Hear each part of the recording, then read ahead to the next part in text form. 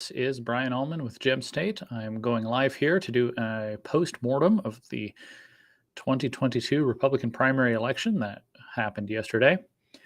Nobody's going to be watching yet, so give me a moment to share this out on social media.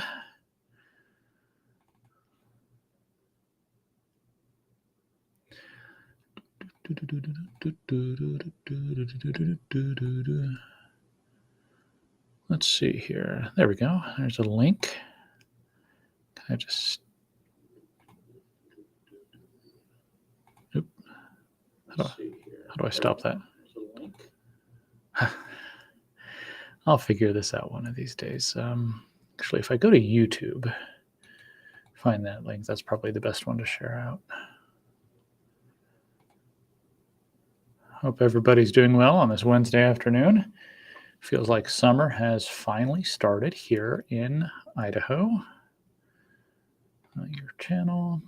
There we go. Brutally honest post-mortem, and it will be.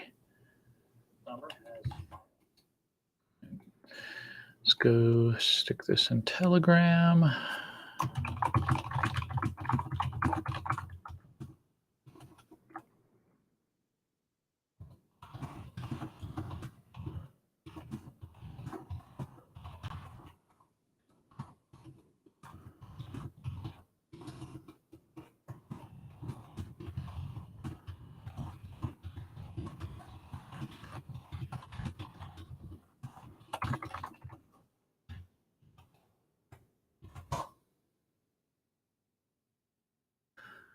It's already on Twitter, but I'll throw it on there again. Let's throw it up on Gab.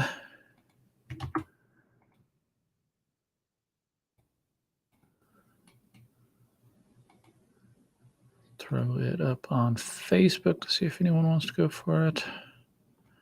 Should have started streaming on Facebook, but it looks like it hasn't. I'm still figuring this thing out.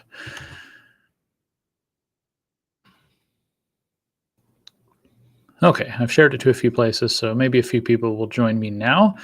Otherwise, I will post the video once it's all said and done. So let's close that out. Give about 5 seconds, 10 seconds to get started here.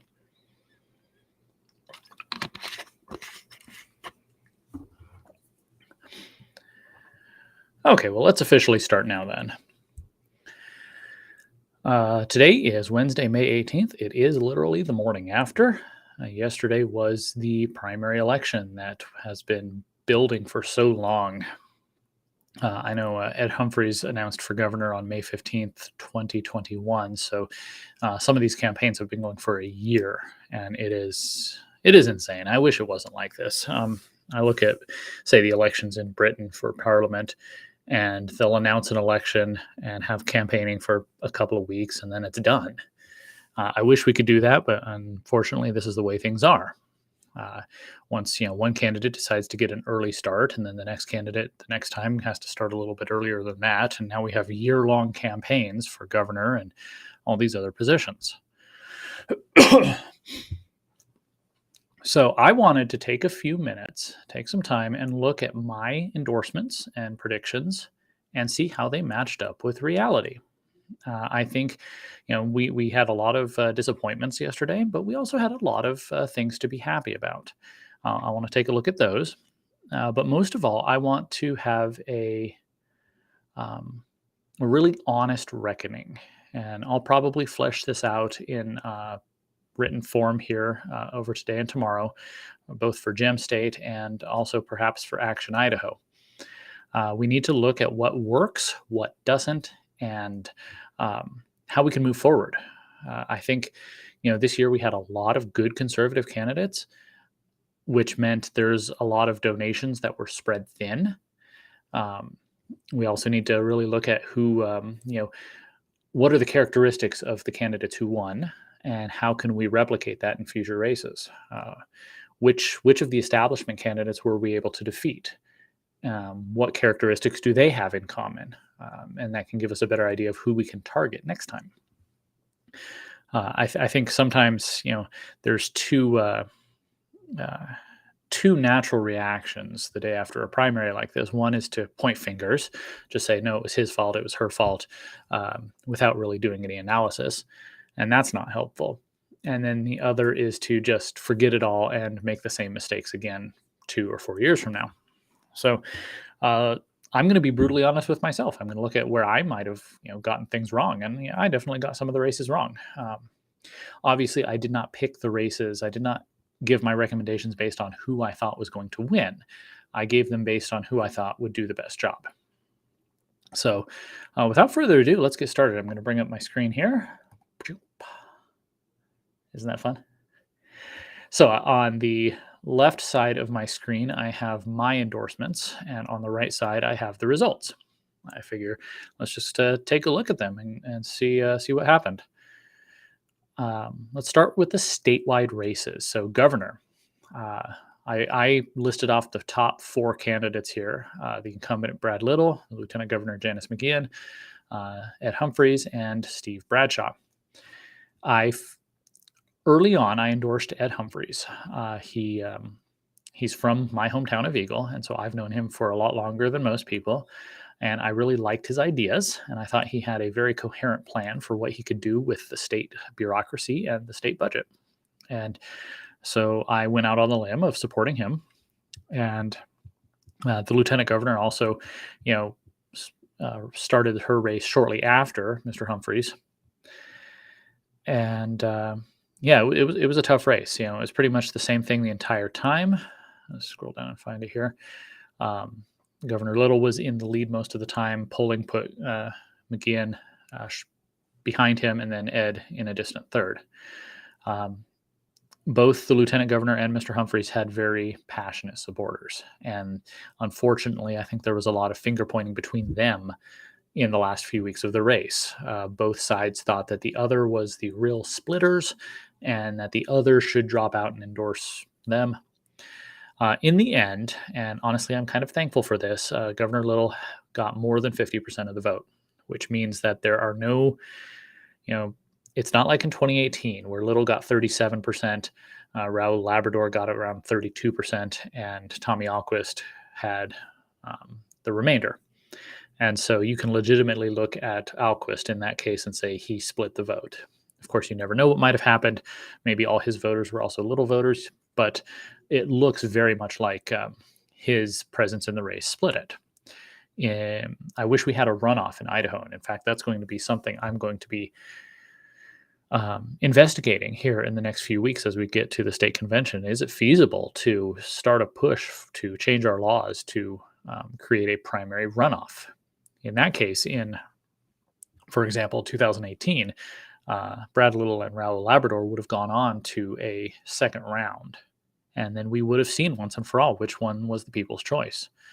Because as it stood, we ended up with Governor Little, even though in 2018, 63% of voters voted against him. But that is the way things are now.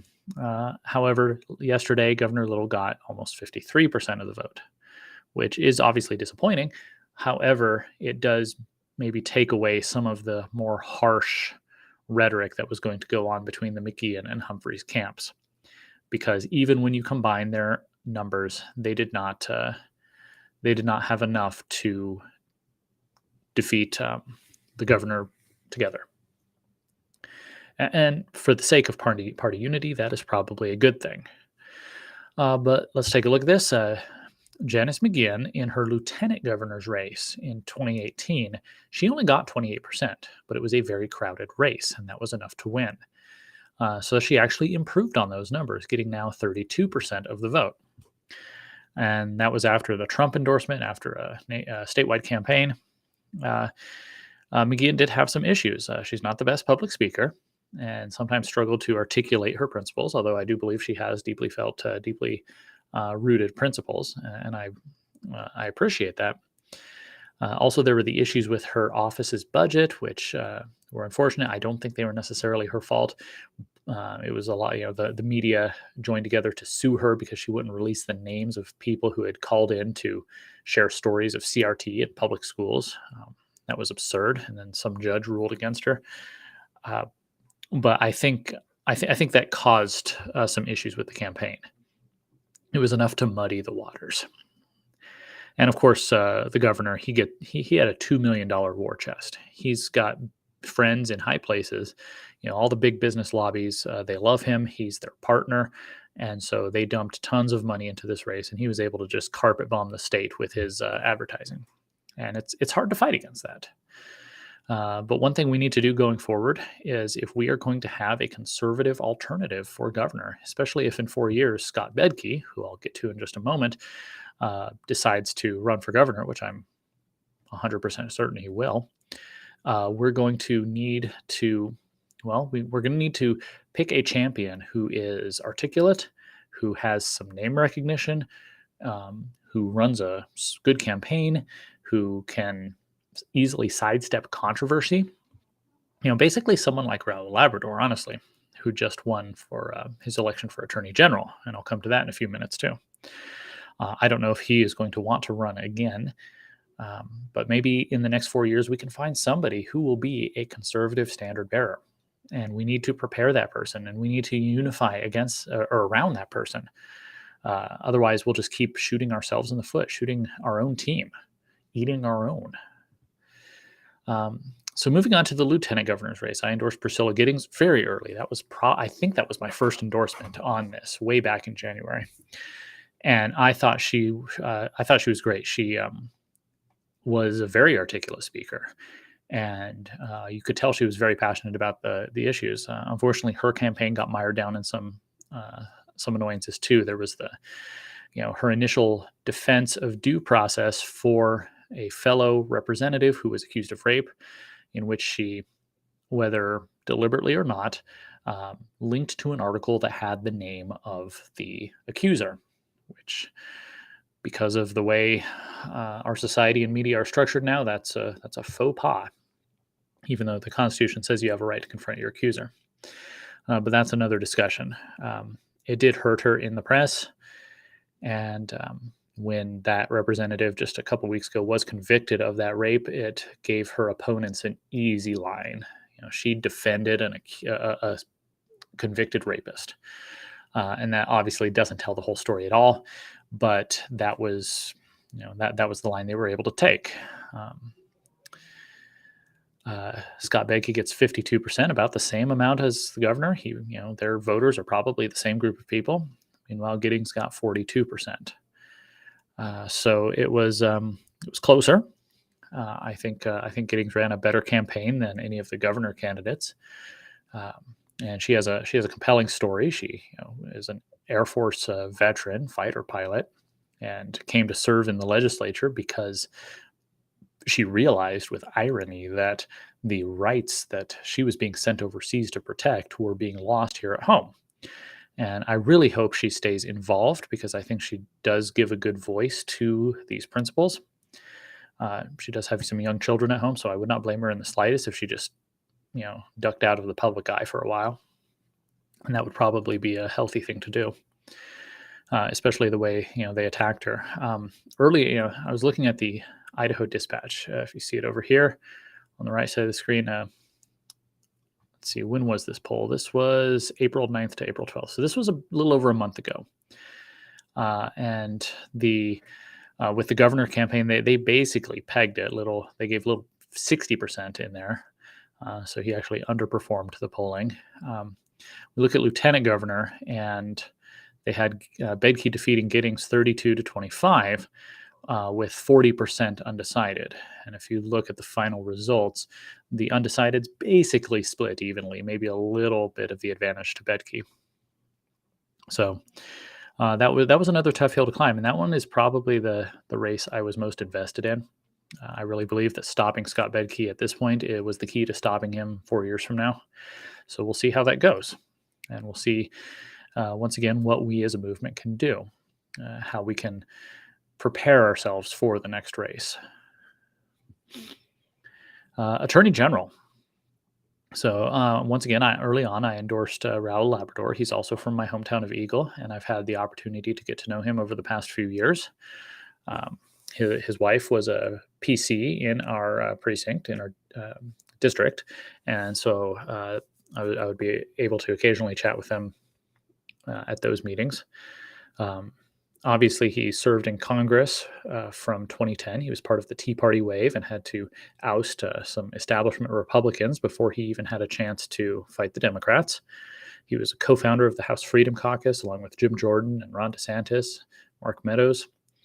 He came back and he ran for governor in 2018, and he almost won. And he should have won. The last 4 years would have been very different with a governor Labrador. And so he threw his hat in to be attorney general, and the incumbent, Lawrence Wasden, really didn't like that. And you notice this, whether interacting with Wasden in person or watching him during the debates, he has a sense that this office belongs to him, and that he seems offended that anyone would dare challenge him. During the debate, he talked down to both Raoul Labrador and Art Macumber as if they were children, as if they were disobedient children. It was pretty off-putting. And of course, he has used his office. I mean, he's been in there for 4 terms, so he's a career politician. He reinterpreted the Constitution twice to help the governor. One, when he said that the Constitution doesn't really mean what it says it means, when it says that the governor can only extend a state of emergency for 30 days and then another 30 days after that. And then after that, it goes to the legislature. He helped the governor reinterpret it to mean that he can keep us in a state of emergency indefinitely. And he did for 2 years. In which, and of course, the state of emergency gave him a bunch of federal money to play with, and it gave him more authority over the way our state handled the COVID pandemic. And it ended up basically allowing the governor to rule unilaterally without the input from our elected legislators. Also, when Lieutenant Governor McGeehan used the governor's absence to issue an executive order banning masks in schools, Little came back and reinstated the masks, and then he got the Attorney General, Wasden, to, again, reinterpret the state constitution to say that the rule that says the lieutenant governor becomes the governor if the governor is out of state, well, it doesn't really count because the governor has cell phones and internet, and so he's always connected to our state, even if he's outside of our borders. And again, it's completely ignoring what the Constitution actually says. But he was doing it because, like Eric Holder was to Barack Obama, Wasden was the governor's wingman. And so it is wonderful to see that, there it is, Raoul Labrador wins this race. 51.5% down to 38% for the incumbent. Mr. Macumber, he ran a hard race, and he's a reader of mine, and I appreciate that. And I also appreciate the legal analysis and legal expertise he brings. Now, he attacked both candidates, saying that both Raoul and Lawrence Wasden were Boise insiders, and that he was the true outsider. And polls consistently showed. Come over here to Attorney General. This one doesn't even show it. Let's see. There was another one here.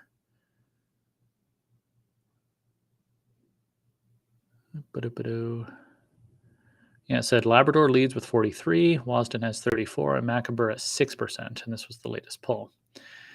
And when you go to the actual results, 52 to 38 to 10%, that's about the same if the undecideds break in even fashion.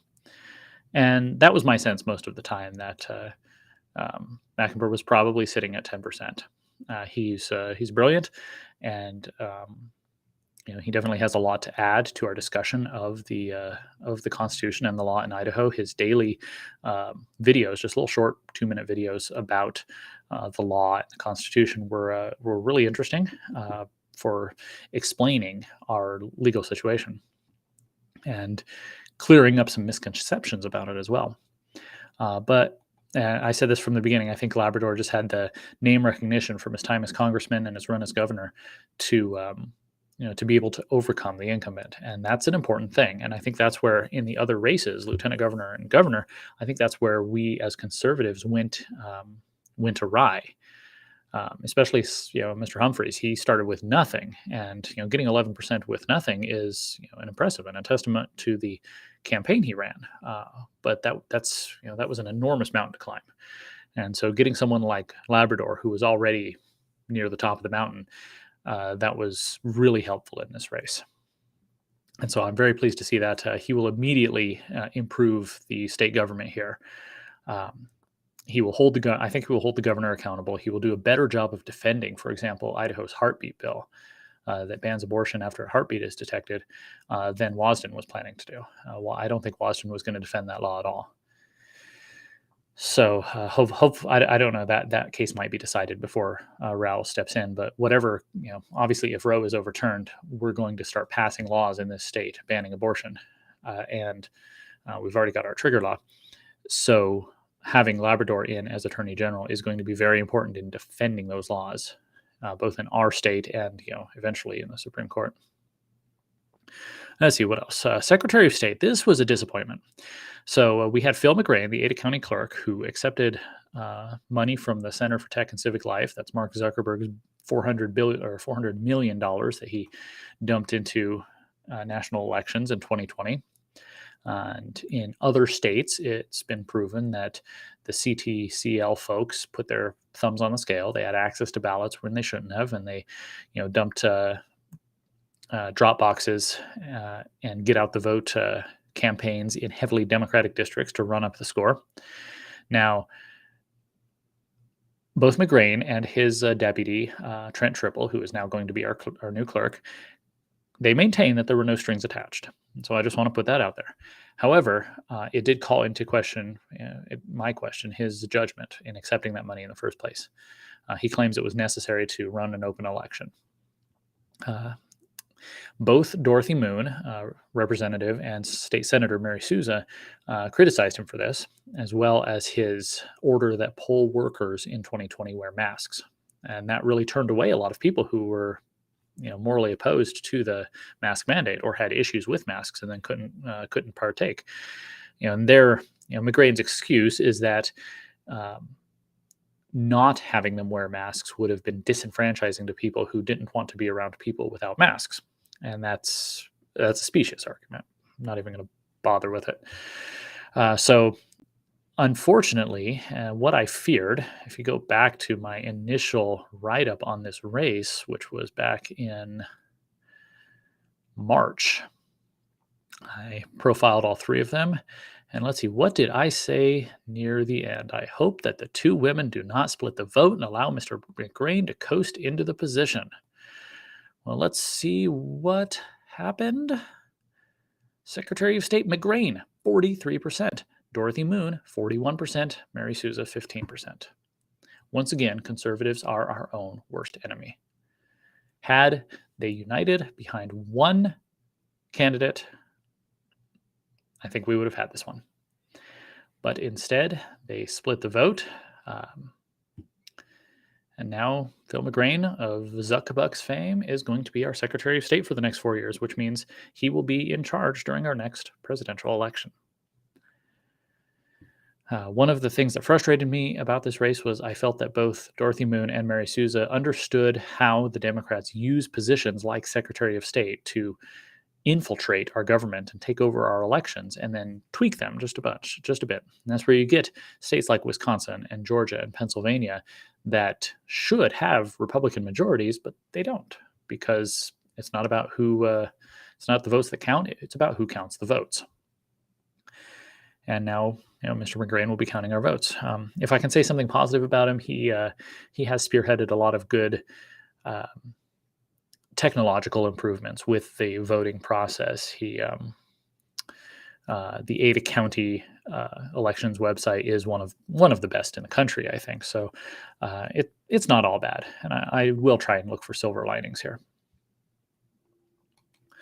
What do we have next? Superintendent of Public Instruction. I supported Brandon Durst. I felt he was the only one of the three candidates to really understand the extent of the critical race theory style of philosophies in our schools, as well as the degenerate sexual ideas that were being pushed on our students. And they are happening, even though our legislature banned the teaching of CRT. A video came out that was highlighted by a couple different places, including Action Idaho, showing that it is still happening. And in fact, teachers and administrators are bragging about how they're getting around these rules against these things. The incumbent Sherry Ibarra sees nothing wrong. Debbie Critchfield, she says that it's all just a made up stuff to generate controversy. Brandon Durst, the former Democratic state senator, is the only one to say, look, these are things in our schools that are bad and we need to fix them. And so it is unfortunate then, if I can find that race, that Debbie Critchfield hung on to win. She got 39%, Durst got 30, almost 34%, and Sherry Ibarra got 26%. The silver lining from this race is that that is a fantastic repudiation of the incumbent. Sherry Ibarra ran for re-election, quoting Abraham Lincoln on her campaign page, saying we shouldn't. No, it was when she spoke to the Ada County Republican Party. She quoted Abraham Lincoln allegedly saying that we shouldn't change horses midstream. But the voters have resoundingly said that it's time for a change. They don't like the way she's been running the public schools, and so that is a silver lining here. She got third place in this three-way race. A couple other races, controller and treasurer, they were unopposed. Yeah, Julie Ellsworth, Brandon Wolf, they'll move on to the general. I don't remember if they're even opposed in the general, probably.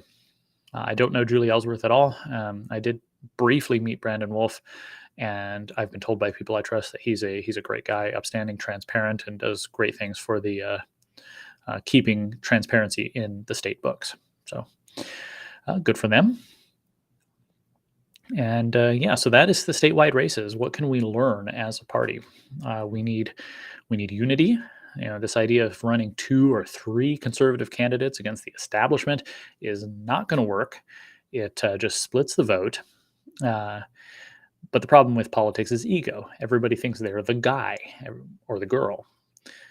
They think they're the one to win this, and they want the other person to drop out. And so I think we as a movement need unity, and we need focus.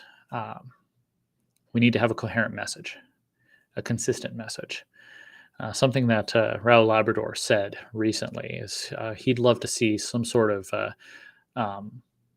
super PAC for conservatives that doesn't just throw money generally, but has a very focused and targeted look at state and local races. I think he was thinking more of local races, actually, but I think that would be important for statewide races as well. Now, we need to look at why McGeehan and Humphreys and Giddings and Durst and Moon and Sousa all lost. What was the messaging?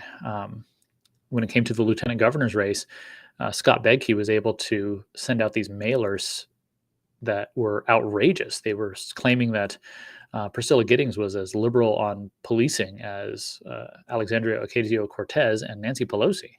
He photoshopped a picture of her with the two of them. It was absurd, but if you're an uninformed voter and you get that in the mail, you might be moved by it.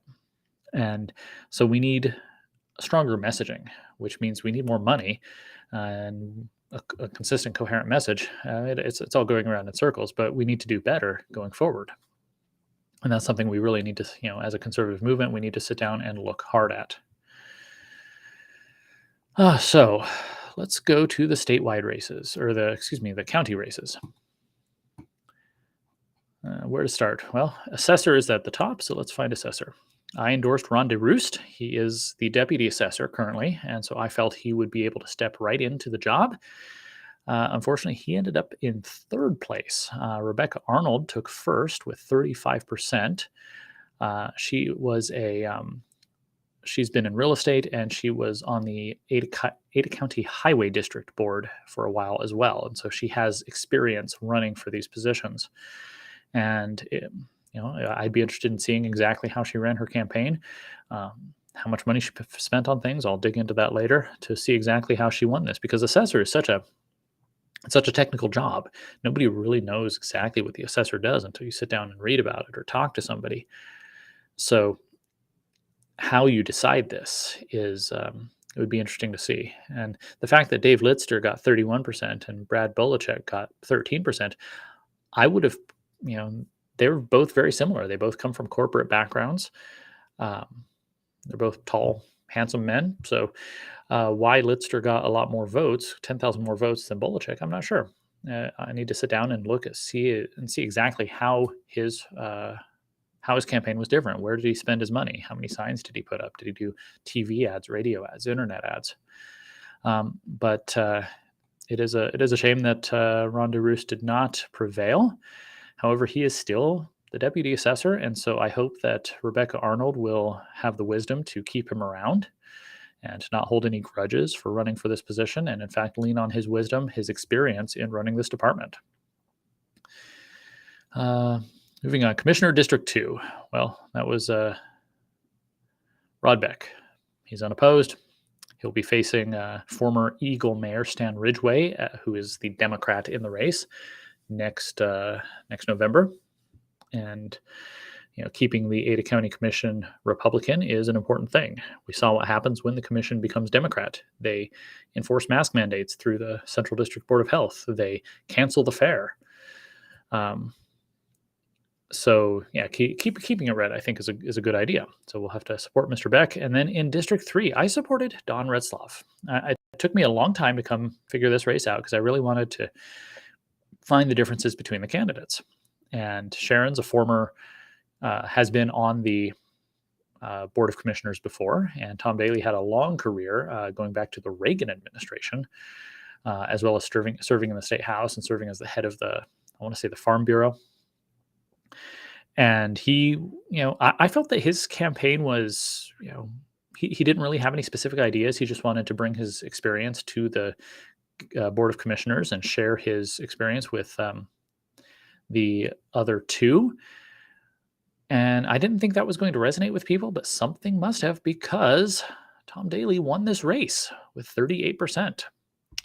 And so I want to, I don't know if he reads me or listens to me, but if so, I want to apologize for implying that he was old, because even though he is obviously up there in years, he knew how to win this. He didn't spend much money on advertising. I saw very few signs of his, but somehow he pulled it off. I don't know if it was name recognition or if he had enough friends that he's able to get out there and network. Now, I'd be very interested in sitting down to see exactly how he did this. When I looked at finances, he only had 2 individual donors, and Sharon Ullman only had 1, whereas Don Retzlaff had 62. And that made me think that she had a really big groundswell of grassroots support. But instead, she ends up taking a distant third, and Daly ends up winning. So I completely misjudged this race, and I will dig in to try and figure out why. That's part of what you do after elections. You try and figure out what went right, what went wrong, and what you can learn. And I think I have some things to learn about this race. In any case, I hope Mr. Daly has is able to carry this through and win in the general. He's going to be facing a young Democrat who I don't know anything about, but hopefully he wins so that we can make this a sweep of the Ada County Commissioners. What's next? County Clerk, Trent Triple was unopposed.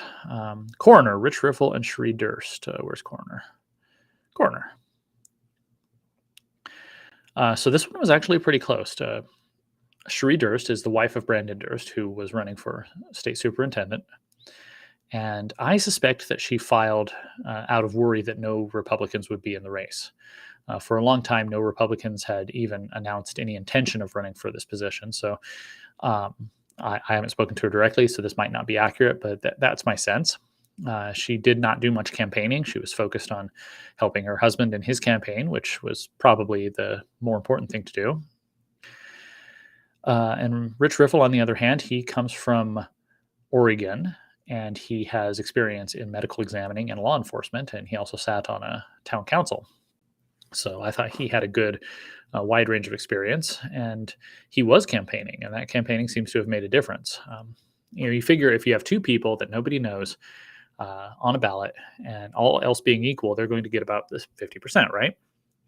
And so if, in this case, Riffle wins by, looks like 2,500 votes. So all the campaigning he did managed to raise his profile just enough that he wins the race. And that's how you've got to do it. So I guess I did call that one, but that one wasn't, I don't think that was a hard one. This one I took a little flack for. Sheriff, Ada County Sheriff. If you go back and read my piece from just yesterday morning, I looked at the sheriff's race, and it was the one I put off the longest. I put it off literally until the morning of the election because I like both men. I think Sheriff Clifford has done a great job. He did a great job as Eagle Police Chief. He's done a great job as sheriff so far. I came to the conclusion after writing it out, after going through the writing process, that um, Doug Trauble is somebody we need in public, in the discourse, to continue preaching natural law and constitutional rights, and the sovereignty of the states and individuals.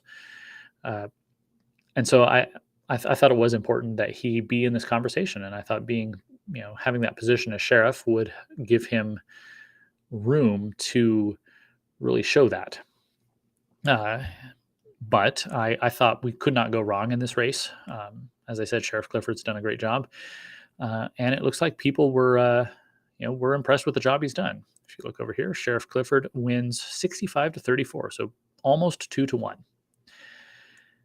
And yeah, that's fine. I think what that shows is that people think that the Ada County Sheriff's Department is already operating fairly well, and that it doesn't need to be shaken up at this time. And hopefully that will be proven true. I hope that Sheriff Clifford continues to run it in a in a pleasant way, a good way, and I think he will. One of the things that he really took the most pride in was how the Ada County sheriffs, in their interactions with the public, it's almost always positive. We don't have this view of our sheriff's department as this, we don't have a bad view of them. They're not a, militarized police force that's cracking skulls, and neither are they a laid back force that's allowing criminals to run rampant. They're doing their jobs. They're protecting public safety and protecting individual rights as well. And so I don't have any complaints about the sheriff's department itself. And I congratulate Sheriff Clifford and hope he continues doing a great job. And as for Doug Trauble, I hope he continues engaging with the public somehow.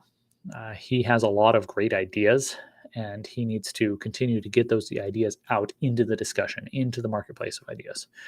I'm not sure how he'll do that going forward, but personally, I look forward to sitting down with him soon and just really digging into his philosophy and how he sees the next few years of our society playing out. Oh, let's see. Treasurer Beth Mon. She got all the votes because she is unopposed, and I believe she's unopposed in the general as well. And from what I can tell, she's done a fine job, so that's great. Now, if you look here, you can see, up here, you see that somehow Beth Mon got 2 more votes than Trent Triple, even though they're both unopposed. I have no idea what that means. It's just one of those things that I notice. All right, so I haven't been counting how many I got right and how many I missed, but I feel like I had a good sense of most of the races, the county commissioner's race notwithstanding. But let's go into the legislative races. House Seat 10A. Mike Moyle is the current majority leader. Let's find it over here. Mike Moyle is the current majority leader, and he was redistricted out of 14, which was my district, and he's now in District 10. And he's all right. He is pretty blunt. He really annoys some of the right people in Boise, including the corporate media. The Idaho Statesman really hates him, which is always a mark in his favor. I think he is known as someone who will kind of play the game, which he'll come and tell us how he's fighting the establishment, and then he'll go into the Capitol and work with the establishment. But you could make the case that is how you have to play the game. But he was challenged by Rachel Hayslip, a young woman that I only met once, but she seems really sharp, and he ends up winning 56-44 by about just over 1,000 votes. And honestly, that's I think that's fine. I didn't come down hard on either one there, and I think Moyle will now probably be Speaker of the House, which will be a dramatic improvement over Scott Bedke. Well, we'll see. We'll hold him to that. But having somebody come out of nowhere and challenge him and take almost 4,000 votes, hopefully that just keeps him honest. As I said in the No Coronations piece a few months ago, I think it's important that all candidates, all incumbents, get a challenge, so that they're just reminded. They're forced to go back and think through the issues. They're forced to go back and talk to their constituents. No free rides. And I think Rachel did a great job of, at the very least, keeping Moyle honest. And I hope we can continue to do that. Sorry about that. Let's mute my email tab over here on the other screen. Let's see. House Seat B. I did not know anything about the challengers to Bruce Skog. I met Bruce Skog once, and he seemed like a great guy. And I've heard he's very conservative, and the voters seem to agree. He won with, it's under me, won with almost 75%. So, that's a good endorsement. The Senate seat, this was a big one, and this is what I called the easiest choice in the Treasure Valley. Tammy Nichols is literally a rock star. She is one of the most solid conservative candidates, one of the solid conservative representatives, and she's trying to go to the Senate to fix the Senate, because, as we all know, the Senate is much less conservative than the House. The House keeps sending them these great bills, and the Senate just kills them. It's a source of frustration for the last 2 years, and more actually, but 2 years is when I've been engaged. And so I am pleased to say that Representative Nichols won this race. Just the other day, the day before the election, I was at the Reagan Club meeting out in Star. And Tammy Nichols got to speak. She was actually an invited speaker, so she got several minutes to talk, and she gave a great speech. And then her challenger, Scott Brock, came up and spoke as just, you can sign up to speak if you're not on the agenda. And the contrast between the two could not have been more clearer. Nichols was positive and determined and passionate, and you could tell she had really thought through these issues, and she really cared about these issues. Whereas Scott Brock, he went through a litany, indirectly accusing Nichols of being an extremist and a horrible person, and he just seemed unpleasant. And obviously, that race was marred with some issues. He had put out some literature claiming that Nichols had accepted bribes in exchange for a vote. He later claimed that that was not his literature, even though it was apparently at his table that he was sitting at. And then he had apparently allegedly claimed an endorsement that he didn't have and used a logo of an organization that did not endorse him. And so there were all sorts of issues with that. And I am so pleased that Tammy Nichols won this race. And in fact, she won going away. Looks like she won by 1,500 votes out of about 9,000 cast. So that's a solid victory. And she will immediately improve the Senate. That's very exciting. That's, if nothing else, that race is just makes everything okay. I'm looking forward to seeing what she does in the Senate. All right, let's come to District 14. This is my district, and this is where I'm going to have to eat the most crow, because I went 0 for 3 in my district, in my own district. Now, I did go out on some limbs. 2 of the races I endorsed in this district, I feel like I went out a bit, took the path less traveled. And so I'll own that. And so let's see. District 14, Seat A. This was the open seat. Let's find it there. So District 14, Seat A was open because of redistricting. This was Mike Moyle's old seat.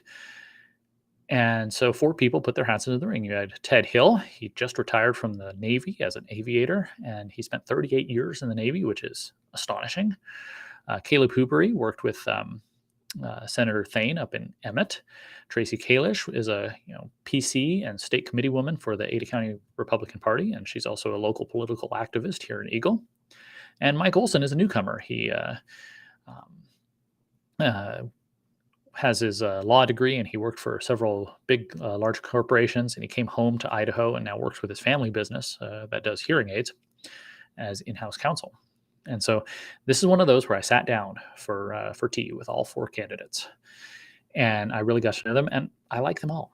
And it was very difficult for me to pick. And so in the end, I decided to write a piece where I told you why you should vote for each of the candidates in turn. I told you, why you should vote for Ted Hill, why you should vote for Caleb Hoobery, why you should vote for Tracy Kalish, why you should vote for Mike Olson.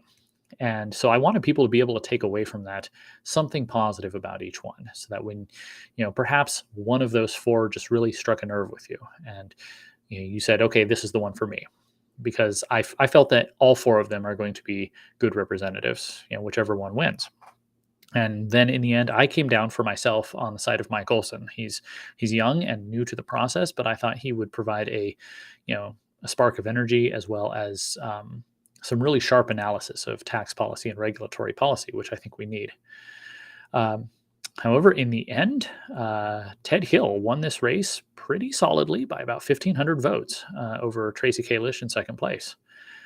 And looking around, if I had to have had made a prediction before the race, I probably would have said that would happen. He's got a compelling story, 38 years in the Navy. He's a great speaker, and when he speaks, you can really hear his passion for American values and the Constitution and our way of life. One of the reasons I went with Olson is because I felt he had very specific ideas about some of the things he could accomplish in the legislature, whereas I think Ted Hill has more general ideas, and there's nothing wrong with that. I think his plan is to go in and, he's going to be excelling, I think, at building coalitions with other legislators to get things done, which is important. You can have the best ideas in the world, and when you get to the legislature, if you can't work with your fellow representatives and senators, you're not actually going to get anything done. So having somebody with experience in leadership like Ted Hill has is going to be valuable. So I do look forward to what he can do in this race. Let's see. Let's look at House Seat B. Oh, and not sure how much I should talk more about the Seat A race. I guess I do just want to mention, I do agree with Tracy Kalish's positions. I think she's, of all the candidates, she's the most aware of things like ESG and the threat that poses to our liberties.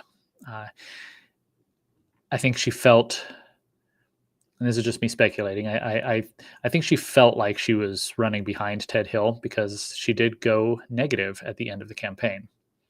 And I think that really turned a lot of people off. There's already some pre-existing bad blood between various people here in Eagle. And so, there were some people predisposed to oppose her. And then going negative at the end, attacking Ted Hill for some of his endorsements, some of the people he's worked with, some of the people who have donated to his campaign. I think that probably backfired, probably turned off more people than it brought in. And so that's a shame, but I can understand, if you feel like you're in second place and you need to make up some ground, that's not necessarily a bad strategy, but it often backfires. Let's go to House Seat B, and this is my biggest misstep. This and the county commission are my biggest mistakes. I sat down and looked closely at this race and came away thinking that not only did I want Gayan de Mordat to win a fourth term, because, as I said, I think she's one of our most effective legislators, and I've enjoyed working with her in the past, and I've watched her push legislation through both the Republican Party and the House. I thought she was going to win. I looked at the donations. I looked at the, just the engagement out there, and I thought she would be able to do this. But Josh Tanner, he ends up winning by 1,300 votes, and that's impressive. Like I said, I sat down with Mr. Tanner as well, and I got to hear his perspective, and I don't disagree with him on anything major.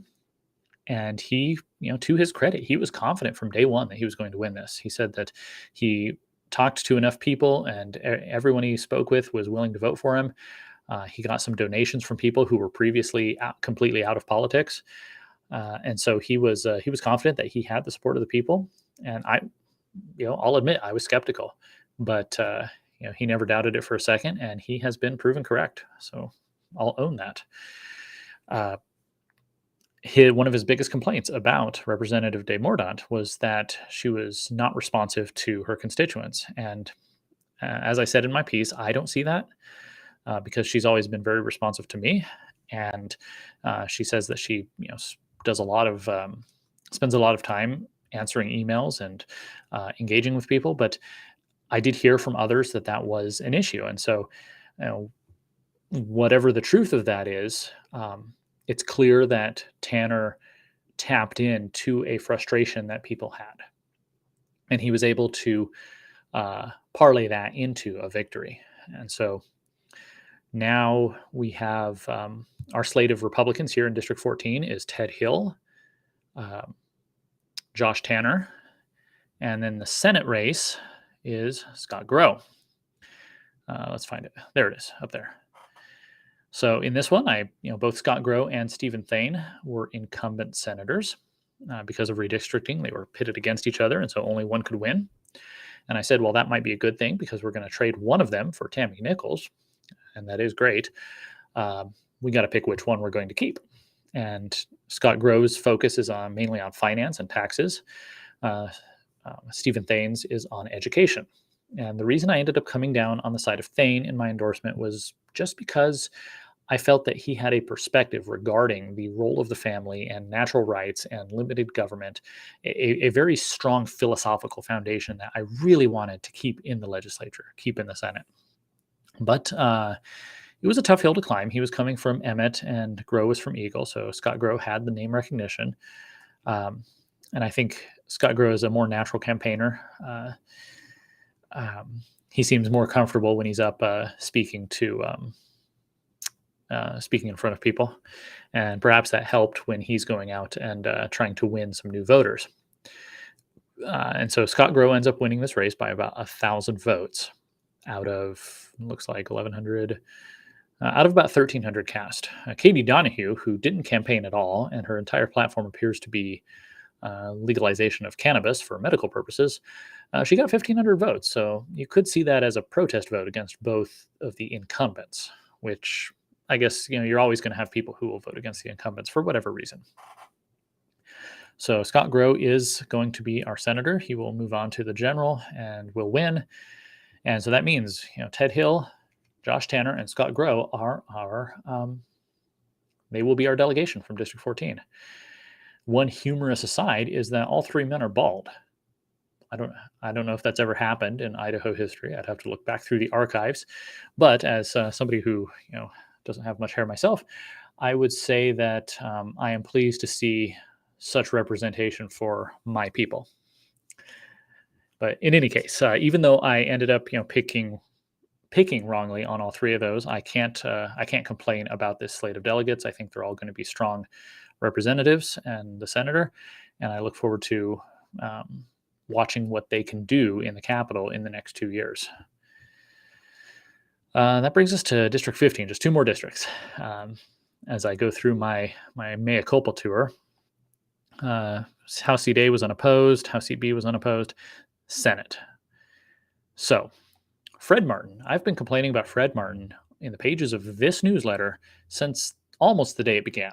He was, I mentioned way back in January when I first started writing, how he, as the chairman of the Senate Health and Welfare Committee, was responsible for killing several good medical freedom bills. And I also mentioned how he sits on the state immunization board.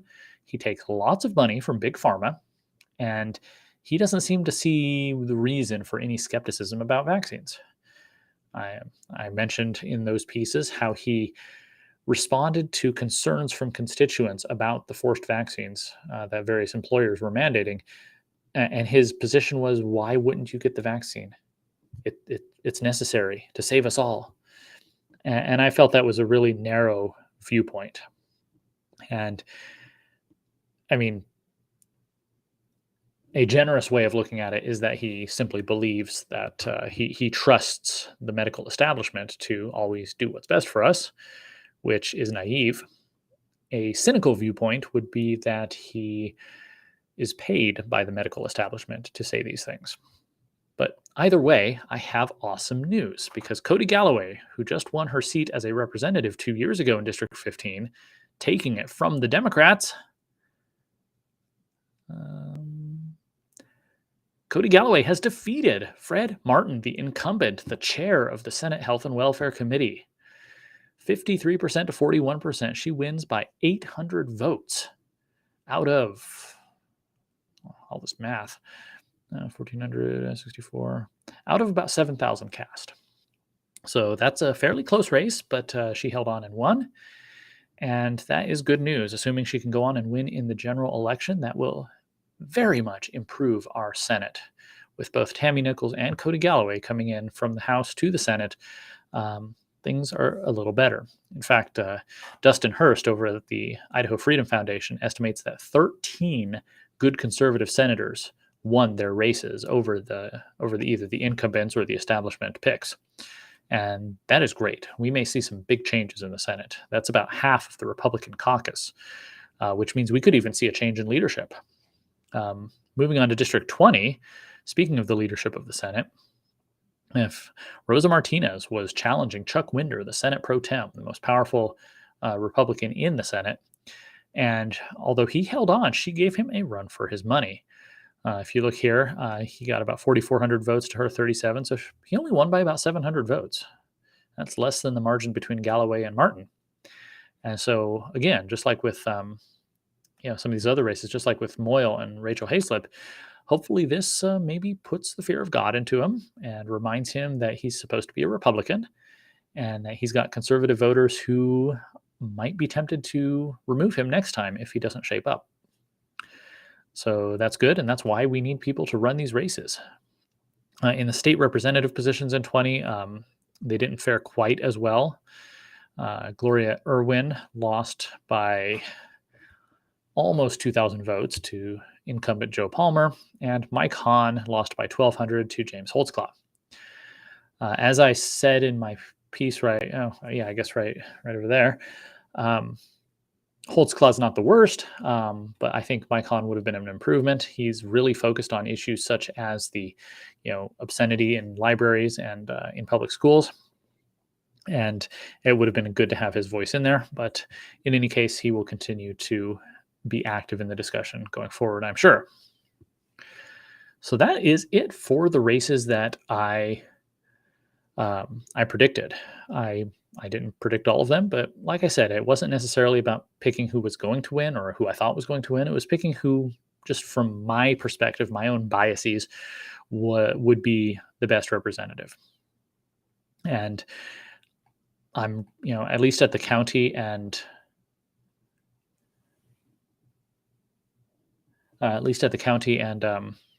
local level, I'm not disappointed. I'm not disappointed with anybody in District 14. I think they'll all do a great job. It's a shame that Representative DeMordaunt is not going to be in the legislature anymore. I think she's been one of our most effective voices. So hopefully she will continue being that voice, just in a different place. But I would not blame her if she took some time off to spend with her family. Going forward, I think we're going to be okay. Some of the big statewide races, we need to really take stock of how we lost them and what we can do better next time. The local races, I think we did okay. The Senate's going to be a lot better, assuming we can push these good conservative Republicans across the finish line in November. Before I go, I just wanted to look at a few more races here, and that is PC races. Just to see what's some of the interesting things that are going on. First, we have Precinct 1408 in District 14. Once again, it pitted two incumbents against each other, and the district chair of District 14 was Mike Tomlin, and he was challenged by Steve Bender, who was the Ada County treasurer. So both of them had high positions in the party, and I consider both of them my friends, and so I didn't make any statements about this race. And it's interesting to see that Mr. Bender has won this one, and so I just want to say that I appreciate everything that Mike Tomlin has done. He's been constantly a voice of reason and calmness, and always for unity in our party. And I have always appreciated that. one of the first times I met him, I think I've told the story of how I first got involved by just coming to the 2020 District 14 reorganization meeting. I saw it on a calendar on the website and just showed up because nobody was answering my emails. And it was at that meeting that Mike Tomlin was elected as the District 14 chair. And it was at that meeting that I got to be signed up to be an alternate delegate at the convention. So I showed up, and there was a snafu with my paperwork. Apparently, someone at the state level, I'm pretty sure, had messed something up, and so they didn't have my name in there. And so, and because of the way party rules worked, you couldn't just say, "Oh, okay, well, I'll take your word for it." No, you had to go through, and actually, I had to go stand before the rules committee and explain why I was there and where the mistake had happened. And Mike Tomlin was very patient and helpful, and he took his time to make sure that that got fixed. And that was a fantastic first impression for me. And so I appreciate everything he's done as District 14 chair, and I hope that he will continue being involved one way or the other. Can I shrink this so we just see one at a time? Yeah, there. How about that? Over in 1408, this is an interesting one. Victor Miller is the sitting Ada County chairman, and he lost his race for PC in 1414. This is the Two Rivers neighborhood. It's one of the most wealthy neighborhoods in all of Eagle, and so it's almost a foreign country to somebody like me, who comes from more humble background. But this was a pretty intense race. They all had signs everywhere, and Congressman Russ Fulcher actually made an endorsement of Victor. And but it looks like Jeff Russell was able to get out and just get the support of all his neighbors, and that's something to keep in mind. That no matter how high you get, you still got you still come from your neighborhood, your precinct. So it'll be interesting to see what happens if Victor continues to look to be reelected as county chair. There's nothing in the rule that says you have to be a PC, so he can do that, and he might. He is a bit of a polarizing figure, I've noticed. On the one hand, he's done a great job of revitalizing the Ada County Party, which was in dire straits before I came in. So I can't really speak to it, just from what I've heard from other people. It was not involved. It was not fundraising. It was poorly organized. Rarely had a quorum at their meetings. And Victor has changed that.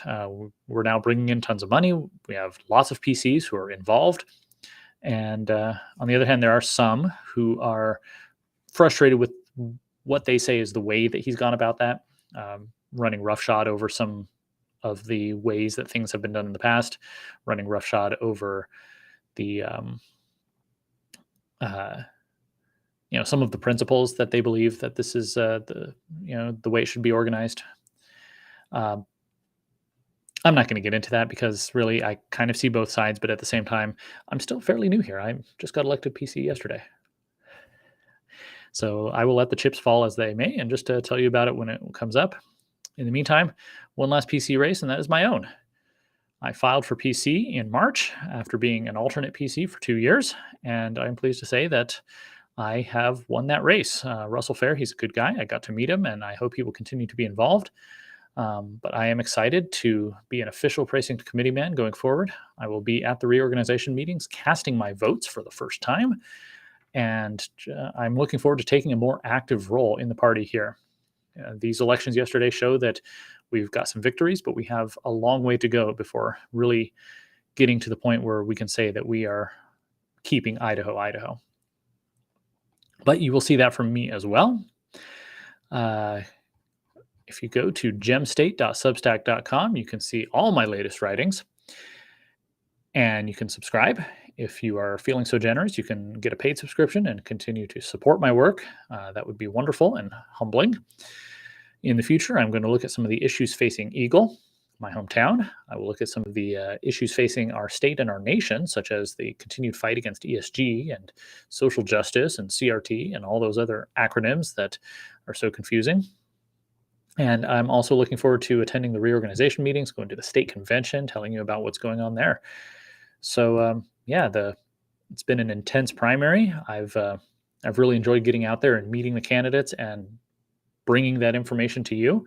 And I've really, really been excited about the feedback I've gotten. I think people appreciate my voice out there. I've really tried to be even handed and objective and fair to everybody. And I think people really like that.